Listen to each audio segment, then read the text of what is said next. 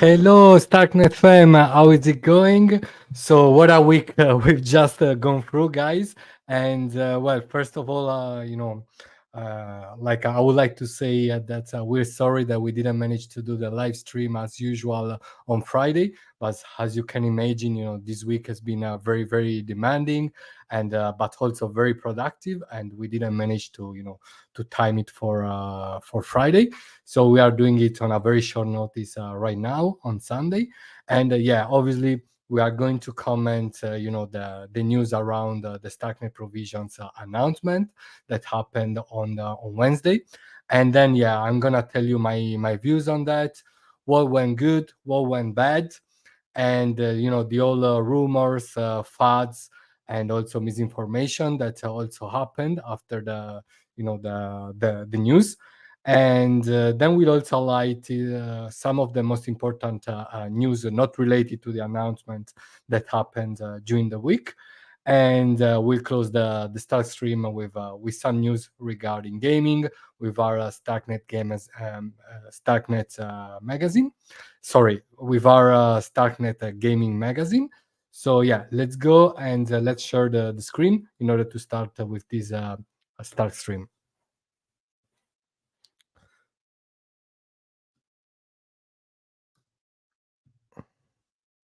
Okay, guys. So as you know, like last Wednesday, the Starknet Foundation announced the Starknet provisions and therefore the Starknet token, which is not live yet. So be aware of scams. And the token will enter the market on Tuesday, so on the 20th of February. And therefore, do not trust any links promising you to sell you Stark. And yeah, so basically they announced the provisions, and they also shared the eligibility dashboard where you can check whether you are eligible or not. First of all, I would like to congratulate on the people who managed to be eligible for this first round of the Starknet tokens. And then obviously I would like to share also my empathy for those who unfortunately didn't manage to be eligible. And then we'll also comment, on some of the details and the news, and also the critics that have been addressed to this airdrop design. And and we're also going to comment a bit all the categories. So first of all, we can have a look at the here at the airdrop design, which, to be honest, guys, there's been a lot of a lot of fad, especially after after the announcement, the day after, also connected to the unlocking, to the upcoming unlocking of some of several, of a big amount of Starknet tokens that will happen in April. And but honestly speaking, I found the airdrop design, with all due respect for those who didn't get any tokens, but to be honest with you, I think the airdrop design surprised me in the good sense, in the sense that I found it, quite innovative, quite, the biggest, obviously the biggest airdrop so far, in the sense that no one have ever allocated 1.3 million tokens so far. Maybe there will be bigger airdrops, but objectively speaking, this is a very huge allocations, and it was also a very diversified one, because on one hand, for half of it, Starknet users were rewarded, and for the other half, there was some distributions towards early members, early contributors, and then also like StarkX users, which is a sort of ancestor of Starknet, if we can call it like that. And then there was also quite a huge allocation towards the Ethereum layer one community. So maybe it is that. Sorry. So there was a big allocation towards the Ethereum community, which made this airdrop the most aligned, the most Ethereum L1 aligned airdrop so far, because we managed, like Starknet managed to include, for the first time in the airdrop history, they managed to include some some Ethereum stakers. and they account for like 21.80% of the total distribution of this airdrop. So we are talking about 19,000 recipients, so 19,000 wallets that were eligible for this category. Then also it was nice to see that some money was also allocated to EIP authors, so to those people who worked on those Ethereum approval proposals that were published before, if I remember well, before November 2015. Sorry, before November 2023. And then we also saw some allocations towards Ethereum developers, the Ethereum protocol guild members who are like core developers on Ethereum. Then there was also some allocation towards Starknet developers and also towards open source developers. That includes not only crypto projects, but also projects which have nothing to do with crypto, and which account for the top 5,000 top projects, top open source projects on GitHub. And so also it is nice to know that some people maybe who never tried crypto before, but they're like active developers in the Web2 space, for example, they're going to get some allocations, and maybe due to that they will also like discover the Web3 space. And so this was the allocation. Obviously, many people who weren't eligible, they have the right to complain, even though obviously nobody owed them anything, in the sense that obviously airdrops are like gifts. If you receive it, you need to be grateful, I guess. But if you don't receive it, it's a sort of lottery sometimes. And let's have a look at the at the criterias. So Starknet users, like you should have used Starknet more than 5 times in total during 3 separate months or more, transactive with a cumulative amount of at least $100 before November 15th, 2023, and had 0.005 ETH, equivalent of $10 or more in your account on that date.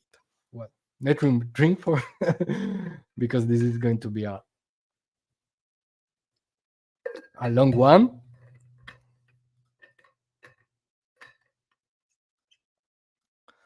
Bom dia, Telbach. Bom dia. Good morning, good evening.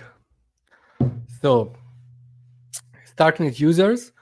As I was saying, the criteria for the Starknet users was very, very simple, except from a point that it was the detail to prevent Sybil attacks, and as Sybil attacks we could speak about those kind of airdrop farming bots. We are talking about very organized, like also I don't know if they can be considered illegal or legal, but they're like they are players that organize a ring, where they farm airdrops, in order obviously to sell them once they receive them, and then just move to the next project. And this is becoming a business, especially during the last 2-3 years. And they're also like connected to bots accounts, on Twitter. So they exercise, before the token comes out, they exercise a lot of pressure, with the when token thing, this kind of stuff. And then once the token comes out, they also exercise this kind of after drop fad, to complain about the fact maybe they were kept out, and also to add pressure on the projects that are going to ship airdrops in the future. And these players are very they are not very good for the space, because they are total mercenaries, and I'm not talking about those genuine users who you use the Starknet mainnet, and maybe they were farming they were farming the airdrop in a genuine way, because if you're a solo airdrop farmer, you're farming with 1-2 wallets. Nothing wrong with that, also because you give a very huge huge contribution to the network in order to stress test it and so on. But obviously when the thing becomes like very cannibalistic, in the sense that there are like thousands and thousands and hundreds of thousands of like airdrop farming bots, it becomes also very damaging for the ecosystem in the long run. Okay. And yeah, therefore, this is what it is.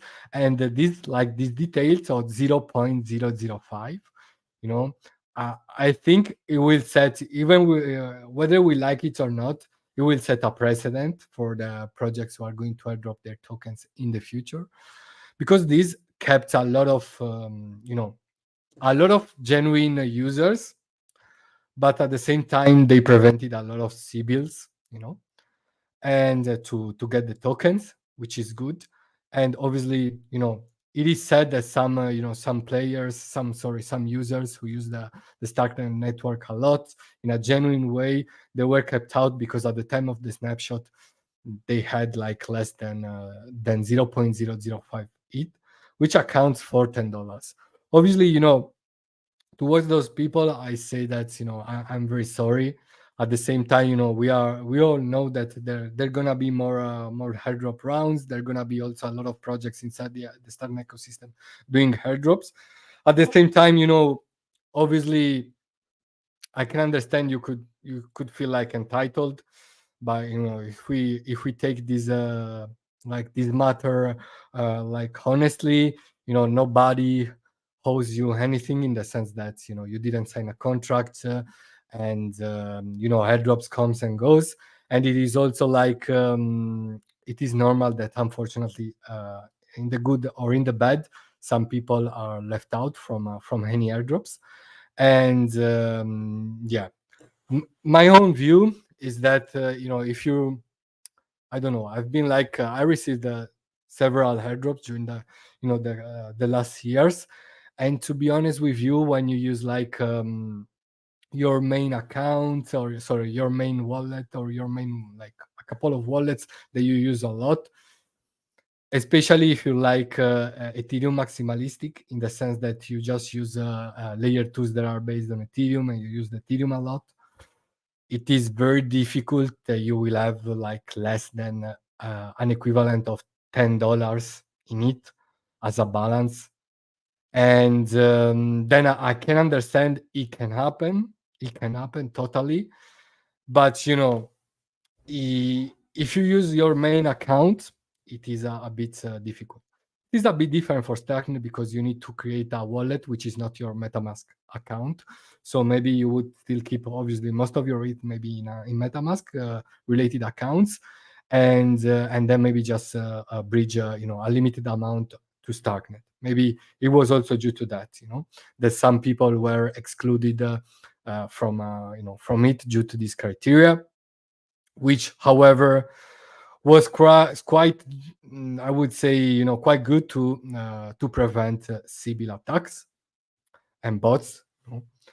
And yeah, but obviously this resulted in a lot of FUD being spreaded, also by a lot of bots, because these kind of organizations that farm the airdrops also have a lot of bots. And so obviously you will get a lot of FUD, which is sometimes also like justified, as we know some of it. But yeah, you shouldn't generalize. And then let's continue with the criteria. The Starknet community. So you are an approved participant of the early community member program, so a program that was enrolled during the end of the year, where active contributors in the ecosystem could apply for it. And it was included in the airdrop allocations. It accounts for almost 9% of the total allocation. We're talking about around 50 million tokens. And yeah, guys, so what should I say about this? I think if I would have kept these programs a bit outside the airdrop, the first round. I would have just maybe even allocated it before the airdrops, or like shortly after, in a parallel way, because obviously people are like comparing Starknet users airdrop allocations with Starknet communities allocations, which is different, quite different, guys, because we are talking about you know members who like spent 2 years actively working on the ecosystem, creating a lot of content, working a lot as a developers, and many of them, they just self-funded themselves, and therefore obviously the allocation were different. There were different tiers, if I remember well, like 180k, 90k, 40k, 20k, and 10k, depending on their activities, on the quality of their activities, on the quantity of their activities, and so on. But to be honest, you shouldn't confuse the allocations for the active community members with Starknet users one. And yeah, then there was the Starknet developers, as I said, the Starknet developers category, and you should have made at least 3 commits to a repository that appears in the electric capital report for Starknet before November 15th 2023. At least one of these commits occurred during 2018 or later, and we're talking about 2.12% of the total allocation. Then we have the StarkX users, and StarkX users have played a very important role for the development of Starknet, because they basically stress tested the tech behind Starknet. Because as you remember, StarkX was one of the first scalability solutions, scalability engines. We wouldn't call it L2s, but it was one of the first scalability engines and solutions that were launched like in 2020. And it was the first one, also personally speaking, the first solution that gave me the kind of L2 feeling in terms of low fees and fast transactions. And therefore, Starknet decided, to reward some of their users, and you should have used like the StarkX, some StarkX-based hubs such as DYDX, ImmutableX, Sorare, and Diversify, now known as Renofy, at least for like 8 times before June the 1st. And then there was like the Ethereum developers, and about Stark users, we're talking about 10% as well of the total allocations. Then Ethereum developers, so if you made at least 3 commits to a repository that appears in the electric capital report for Ethereum before November 15th 2023, at least one of these commits occurred during 2018 or later, so it is similar to the Starknet developers criteria.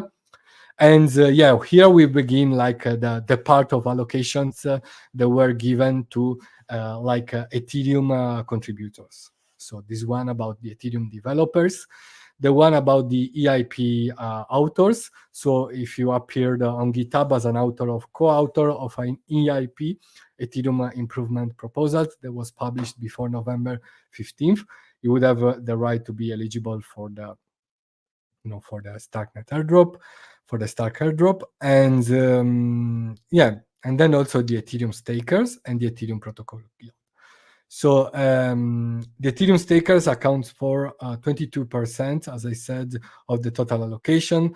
And if you staked ETH up until the merge, September 15, 2022, note that if you staked via staking pool or centralized exchange, you can claim it directly through your portal. Your provider should, which doesn't mean they will, should claim the allocated Stark and distribute it to you. Okay, guys? So if you distributed, if you staked through Lido, through Rocket Pool, through Kraken, the allocation will be given to them, and then they should be, the ones to distribute it to you, which is not for granted. but yeah.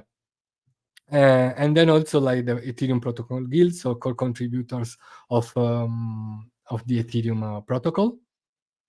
And yeah, so I would also add like the GitHub developers to this kind of section. And if you made at least 3 commits to a repository that is one of the top 5,000 repositories worldwide, ranked by number of stars before November 15, 2023. At least one of these commits occurred during 2018 or later. So they also wanted to reward those open source developers, even from the Web2 space, because obviously you know, the idea here compared, together with the other criterias, is that you want to also, to reward developers and core contributors who are often working behind the working they are working behind the scenes, and they often they often receive nothing, you know from airdrops, and also the stakers, because it was the first time that an airdrop allocation was sent to was given to stakers, and I think this will also set the norm for other airdrops in the future. So, and it is also a marketing a marketing move in order to to signal to many Ethereum developers that Starknet is a very also is a solution that cares a lot about their users, but also about the dev, because in the end it is also a very complicated tech. The Starknet is not Ethereum virtual machine compatible, so this means that Starknet has the highest, development costs among the layer twos, one of the highest. And you need developers, you need talented developers to build on Starknet, to learn about the Cairo programming language, and so on. So in this way, it's also the way to sign a look. We have a very good tech, and we would like to, to play with it as well. Feel free to, to come, and we welcome you with open hands. And so this is pretty much all the criterias.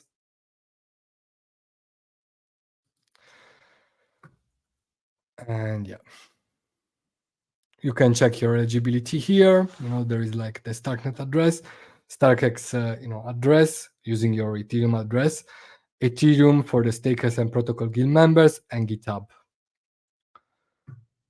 Okay.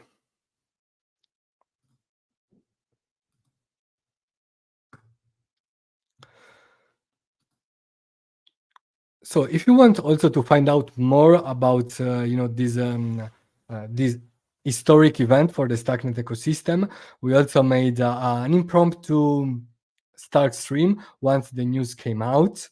And we also managed to set up a DeFi panel with representatives from the ZKX derivatives protocol, the centralized derivatives protocol, from the ZK Land lending protocol, from the Nostra DeFi platform, from the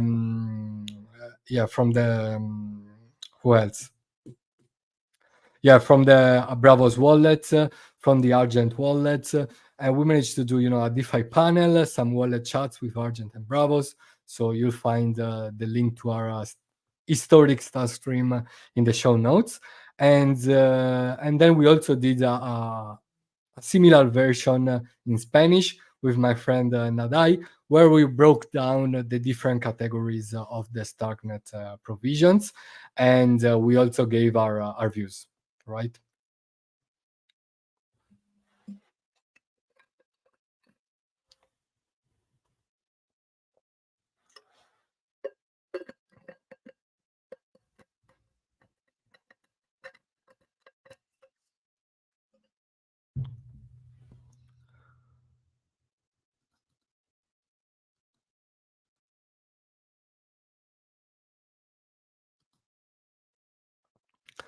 Okay. Speaking about the stagnant provisions again, obviously there's also a nice thread published to X from Bankless straight after the news came out, and you can find out more about the allocations, also simplified in good like visual infographics, and also the different sub criterias that give you different tiers of airdrops. So Starknet users, like there were allocations, max allocations of 10,000 Starks, 3,600, 1,800, 1,200, 850 points, 650 points, 500 points, and so on. So it's also time to speak about, beyond the fact that obviously, as I said, there was a lot of FUD and critics and complaints about the the fact that many people were left out due to the 0.005 criteria. And I told you my views on that. But obviously, another thing that played on the FAT side was the fact that obviously, even though it was a very public you know news and information. And here I'm also answering to an answer from the public here from Felix. Hello, Felix. Thanks a lot for writing this question. So, dude, just one thing: are you not scared about how near the VCs in investing gonna be out? So I'm gonna answer this question right now. And the thing is that a lot of FUD you know, was given to the fact that there's going to be uh, an unlocking of a big number of Starks tokens in the near future. We are talking about mid-April, and we are talking about, if I remember well, it should be, what was it? Here. So, to align long-term incentives of the investors and early contributors with the interest of the Starknet community and following common practice in the centralized ecosystems, all tokens allocated to investors and early contributors will be subject to the following lockup schedule, where percentages are based on the total token supply. So up to 13.1%, accounting for 1.31 billion tokens on April 15th, up to 0.4%, 40 million tokens on April 30th, 2024, and thereafter, up to 0.8%, 80 million tokens in equal monthly installments over the next 31 months, total of 24.68%, or 2.46 billion tokens over 31 months. Through this lockup period, token holders cannot transfer, sell, or pledge their Starknet tokens. Delegation of voting is permitted with locked tokens, and when available, staking might also be permitted. So, what we can say here, I agree with the fact that also, I was one of those people who wasn't happy with the tokenomics of Stark when it was announced back in November 2022. And yeah, I also thought that the VC's exposure was a bit too much, compared to other raise. If we compare the raise, it's not that big.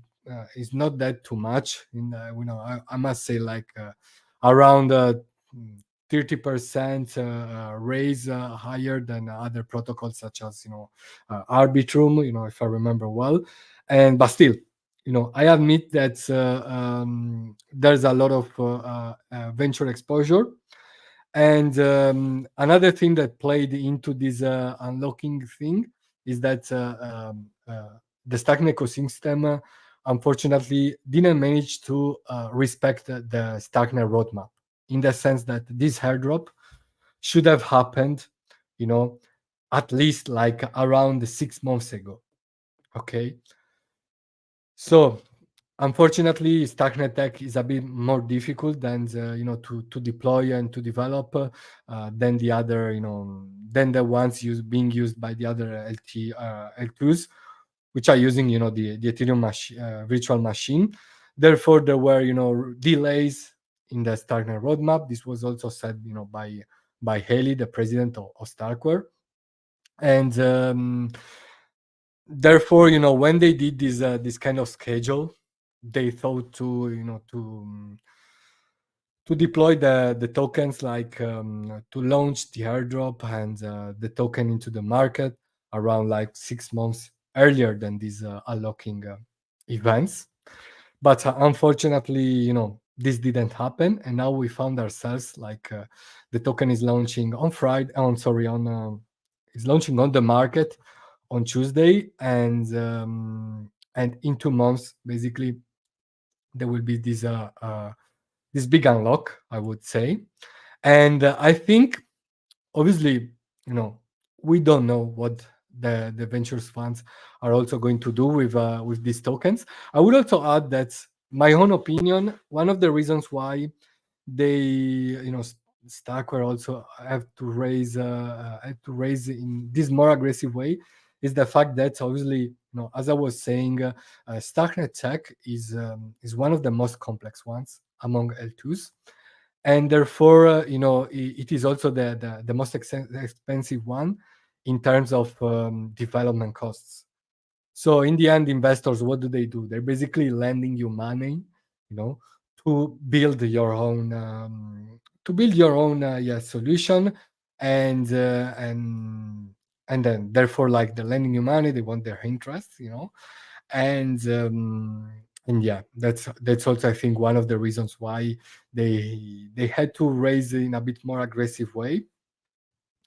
And now, yeah, there would be this big unlock. Obviously, I can't deny that there could be a moderate selling pressure, but I think it is also on the interest of the ventures themselves that, the token price grow in the long term, right? Therefore, it is in their own interest not to apply too much selling pressure, and to also use their tokens maybe in different ways that can be more beneficial um, for the ecosystem, right? And yeah, therefore they could also, like, provide liquidity, stuff like that. And um, and yeah, obviously, I'm sure they would be selling some of those, of those tokens. That's normal, that's totally fine as well. And I don't think they will drop, 1.31 billion tokens the day after they receive it, because it it would basically go, against them, because most of those tokens, would lose value during the time they're selling it, and it would make the token collapse in terms of price, and that would also be bad for them as well. So also, we are talking about venture funds. They are like, they have a sort of reputation, and and they also have to defend their reputation, right? So everybody will be watching at their own tokens, and they will everybody will be watching at how they sell their own tokens. So they need to be careful, right? Therefore, I don't think in the long term this is gonna be a problem, as long as the Starknet tech continues to evolve, as long as the community continues to grow, continues to build as they are. The thing that hurt me the most is that there was such a lot of FUD from people who don't know anything, but anything about, the Starknet community. They don't know, the huge efforts that we've been doing for the past 2 years. They don't know uh, the um, the groundbreaking technology that we are developing on Starknet. The Dojo on-chain gaming engine, the Giza's AI Cairo written framework, the account abstraction use cases that we're building, a lot of stuff, and they just ignore this organic development. And this was very, very sad, to be honest, because in the end, one thing that cannot be denied is that the Starknet community has done an amazing job during the past 2 years in doing one thing, in building stuff, in building, with a complex tech. And we remained anchored, during ups and downs, and we should be proud of it. Regardless of all the fads, regardless of all the bots, we should keep on grinding and keep on building, and we'll see the results in the long term, right? So yeah, obviously the token is a token, so it is subject to volatility. But if we remain strong as a community, we would we would also we would outperform any bad events also related to the tokens. And yeah, so if you believe in the in the Starknet ecosystem, this unlock shouldn't worry you too much. And um, and yeah, so this is my view on that. Obviously there will be some selling pressure, there will be buying pressure, because many people believe that Starknet is a very good scaling solution with a lot of potential in the long term.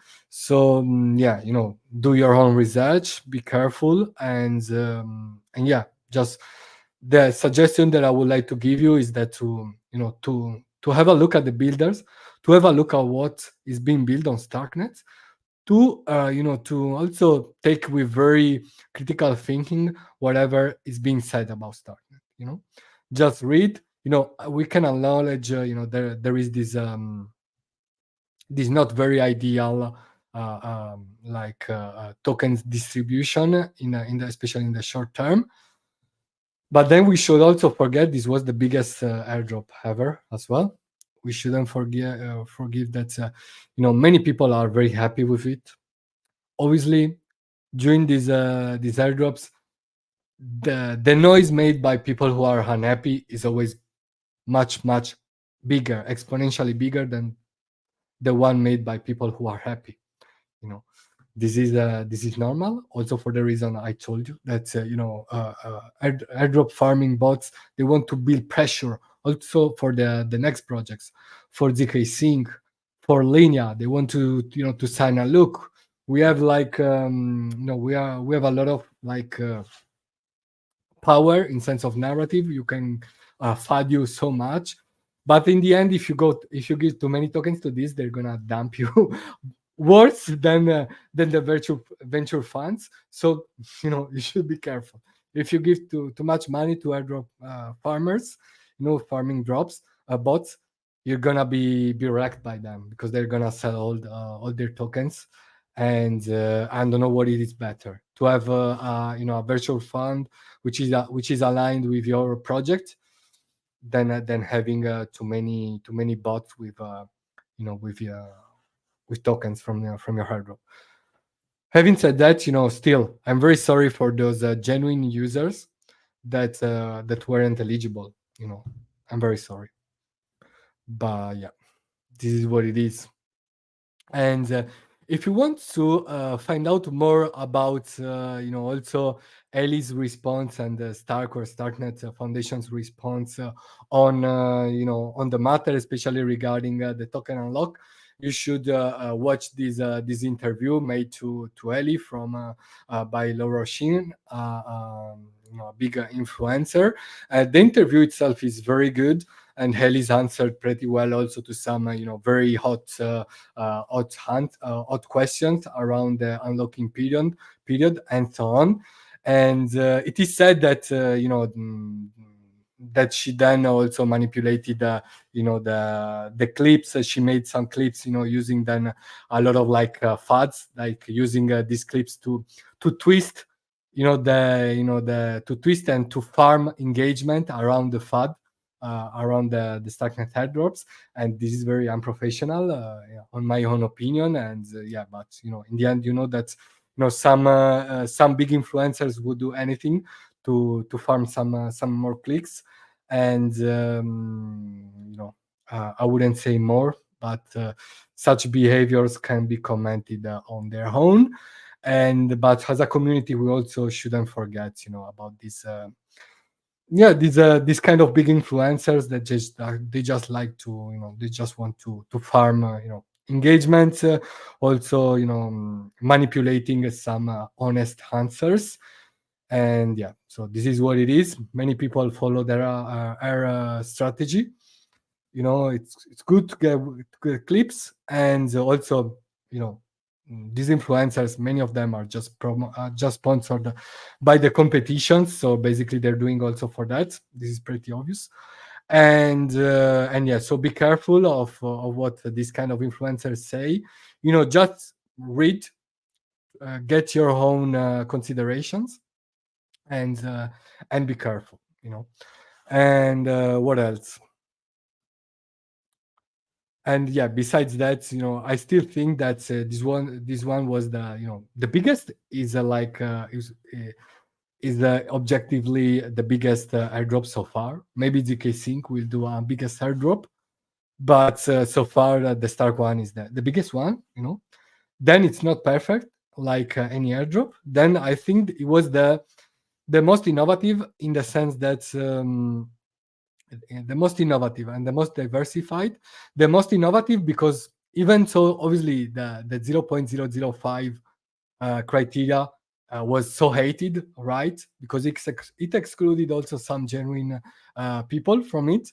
But at the same time, it prevented a lot of grifters from getting the tokens, and a lot of bots from getting the tokens. And this was innovative. And I think, whether we like it or not, this is going to be taken as an example by other projects, because whether they like it or not, they have to limit CBILS attacks, and otherwise the project won't be sustainable in the future. So yeah, I think it was innovative in terms of CBIL attacks, CBIL resisting airdrop design, the most diversified, because for the first time we managed to include the stakers, the Ethereum stakers community, the Ethereum EIP authors, and the guild members. Maybe they were included in other airdrops as well. I don't remember, so I don't want to say this for sure, but for sure we are the first to include the Ethereum stakers, and this will remain in history, whether we like it or not, whether we received tokens or not, whether we like the airdrop or not, and this will remain in the history as the first airdrop to assign allocations to Ethereum L1 stakers. So we made history for that. We should be proud for that, and. So I think that was the most diversified for this one, and also the most L1 aligned, right? Because we rewarded its stakers, we rewarded EIP authors, we rewarded Ethereum developers, we rewarded Ethereum protocol guild members, we rewarded StarkNet users, which was actually also using Ethereum to settle on.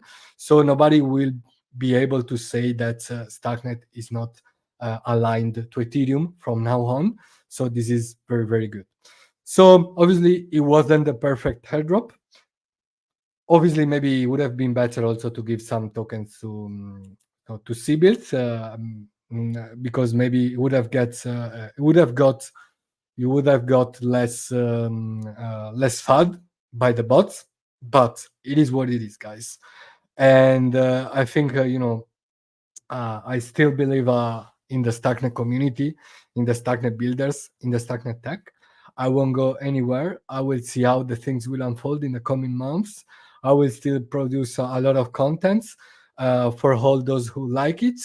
And yeah, so I think we shouldn't care about the FUD. We should keep on grinding, following also the example of the Ethereum, which is one of the projects that received the most FUD ever, and following the example of many other projects, and let's make an example. Even though I'm very Ethereum centric, so to be honest, I've never been involved with Solana a lot, and but I need to acknowledge that their community managed to survive such a bad time, such a a big FUD, especially because Solana is a project that was related to some Bankman Friedman, right?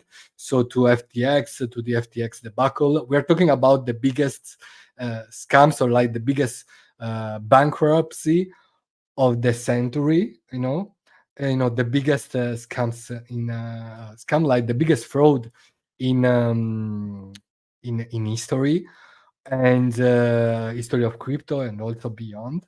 And I need to give the merit to the Solana community to just get away from from the FTX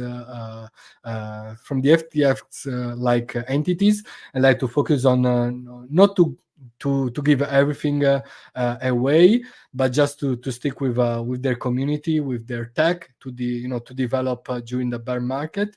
And they achieved amazing results, even though I don't use Solana a lot, but I respect them, and I think they did an amazing job as a community, and they showed us, they showed us that any kind of fad can be overwhelmed.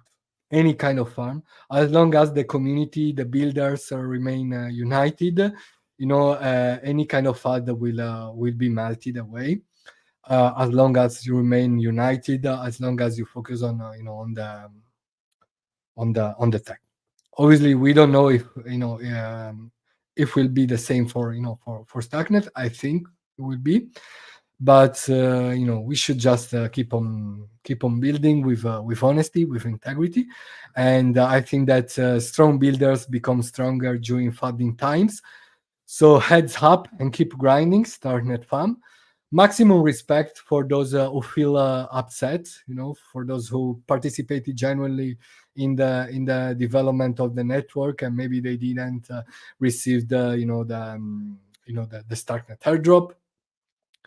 Long memory, we shouldn't forget those people who farmed on the fat. Never forget these people, guys. They will give us remembering these people will give us strength. No regret, I mean, no resentment towards them, but at the same time, never forget them. Just take from their fat, just take energy out of it, right? And then let's show them how wrong they will be. And then, so like in time of fat, guys, be a lion, don't be a hyena. Be a lion, and keep on building. So that's all for the stagnant provisions news. Let me drink a bit.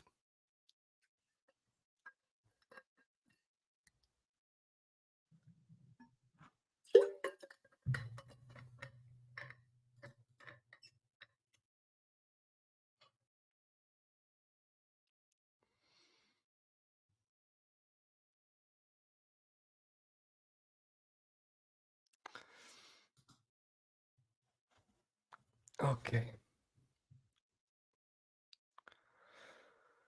So we can read. Okay, wait. Okay. Let me see, guys. So let me retrieve some news from the week, and I'll be right back.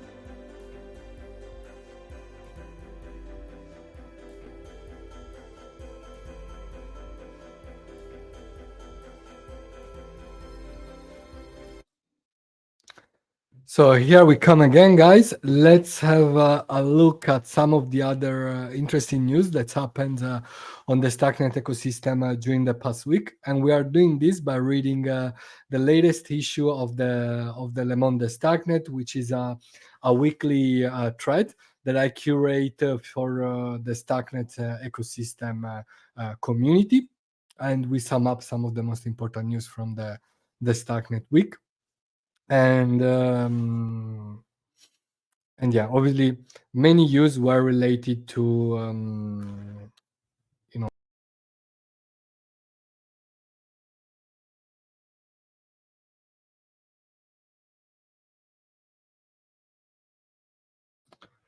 so many news were related to the Starknet token. And then yeah, let me skip them. Yeah, there was an interesting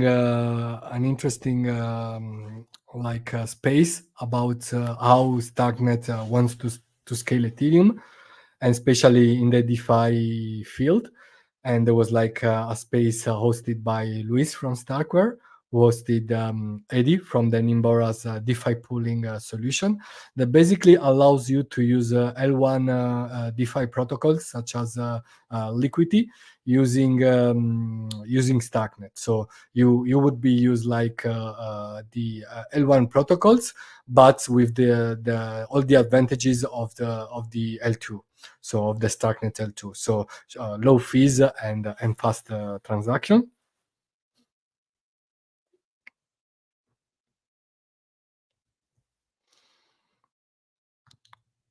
Then we had like cool, the Avenue Starknet market page. Avenue, the a DeFi aggregator, sorry, an AMM aggregator on Starknet. They deployed the Starknet market page where you can monitor all the tokens from the Starknet ecosystem. And yeah, this is going to be interesting once other tokens will also launch their own tokens. And sorry, other projects will launch their own tokens, and this is going very useful for this is going to be very useful for traders as well.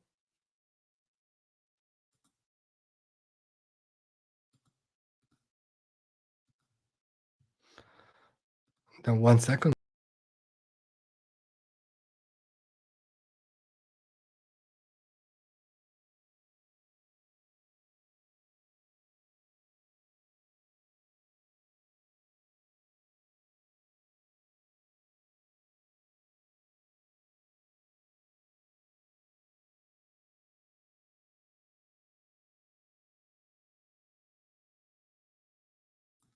Okay, sorry guys, I'm having some tech props, but they've been solved out. And yeah, there's going to be an interesting hacker house, a gaming hacker house, from Komorebi, who's a gaming developer who organizes a lot of gaming hacker houses all around the world.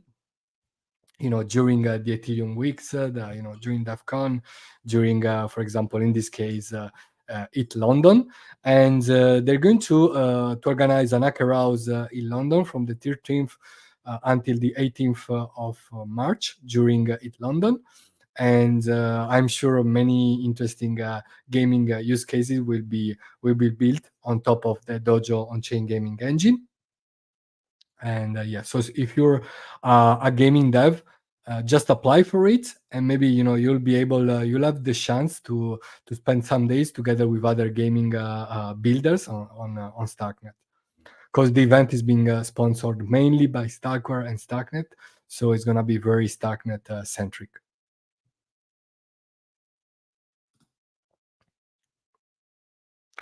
Starkware is also going to be one of the main sponsors in one of the sponsors of the Denver, which is beginning next week. And yeah, there will also be a lot of Starknet related initiatives. There's going to be the Stark Denver event conference, and some workshops and a lot of talks where Starknet will be represented during it Denver. Then we also had the Bounty protocols testnet launch, and which is let me see if I remember well. Yeah, so are decentralized no loss price saving protocols on Starknet. So something like pull together, yeah, being built on Starknet. And then we also have the generative project like Goal 2. Like it is a sort of game. And they were like on standby for many months. I hadn't heard from them, but they're back with new features such as like minting new snapshots as on-chain NFTs, mint existing snapshots as on-chain NFTs, and update to the Cairo one.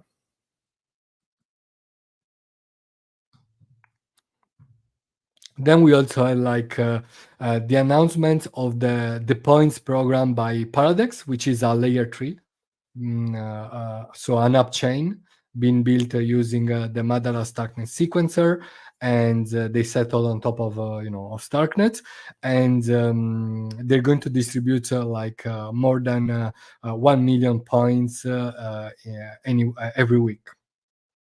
So if you're a trader, check their protocol out. It is a derivative protocol. And yeah, then also the Nostra DeFi multi-product platform launched their mobile version. Also, the Giza's AI framework announced, the like a token trend forecasting that allows you to give forecasts of token markets using their machine learning models, so using AI, like gathering data and interpreting them. And yeah, this is a very interesting and powerful use case. Then we also had like the whitelisted of a project from the Starknet ID community, Stark Rabu, which is yeah, basically you're going to be able to create your own PFP and mint it. And they're like they disclosed their whitelisting, like they're sort of whitelisting. They didn't do the airdrop of their NFTs, but basically they are dropped the eligibility, right? And if you're eligible, then you could mint their own token, which is not for free, so it's not an airdrop. And then we also had, technically speaking, the Open Zeppelin development collective shipped the version 0.9.0 of the Cairo of their suite of Cairo contracts. And yeah, then I'm going very fast, guy. So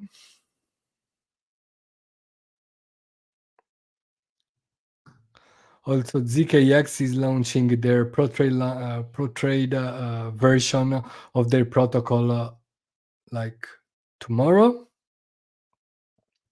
And yeah, these were some of the other news that happened during the week, besides the historic news of the Starknet tokens provisions and airdrop and launch.